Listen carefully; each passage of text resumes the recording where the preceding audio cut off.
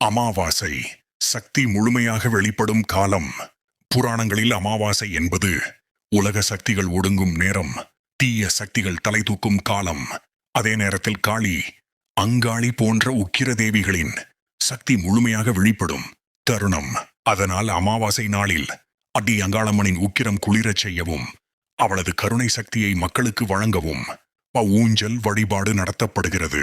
நயம் செபச்சிபிட்டீனன் அடி அங்காளம்மன் அவதார கதை புராணம். பண்டைய காலத்தில் ஒரு கிராமம். அங்கு அடிக்கடி நோய்கள், திடீர் மரணங்கள், பிள்ளை இல்லாமை, தீய சக்திகளின் தொந்தரவு. மக்கள் தினமும் துன்பப்பட்டனர். அந்த ஊரில் தவம் செய்த ஒரு முனிவர் அமாவாசை நள்ளிரவில் இந்த ஊரை காக்க ஒரு உக்கிர சக்தி அவதரிக்க வேண்டும் என்று பிரார்த்தனை செய்தார்.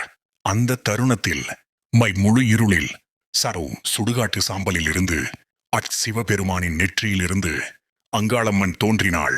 அவள் ஒரு கையில் வாள், ஒரு கையில் கபாலம், கண்களில் உக்கிர ஜுவாலை. அந்த கிராமத்தை வாட்டிய அனைத்து தீய சக்திகளையும் அழித்தாள். நயம் செபச்சிபிட்டீனன் அடி உக்கிரம் அதிகரித்த அங்காளம்மன் தீய சக்திகளை அழித்த பிறகும் அங்காளம்மனின் உக்கிரம் குறையவில்லை. அவள் கோபத்தில் பூமி நடுங்கியது. மக்கள் பயந்தனர், குழந்தைகள் அழுதனர். அப்போது சிவபெருமான் சொன்னார், அங்காளி, நீ மக்களை காக்க வந்தாய். ஆனால் உன் உக்கிரம் அவங்களையே பயமுறுத்துகிறது. நயம் செபச்சிபிட்டீனன் ஊஞ்சல் உக்கிரத்தை கருணையாக்கும் வழிபாடு. சிவபெருமான் ஒரு வழியை சொன்னார். அமாவாசை தோறும் உன்னை ஊஞ்சலில் அமர்த்தி தாலாட்டு பாடி பூ வாசனை தீபம் காட்டினால் உன் உக்கிரம் கருணையாக மாறும். அதன்படி அமாவாசை இரவில் அங்காளம்மனை ஊஞ்சலில் அமர்த்தி மெதுவாக ஆற்றினர். தாலாட்டு, மலர், தீபம். அப்போது அங்காளம்மனின் முகம் சாந்தமானது.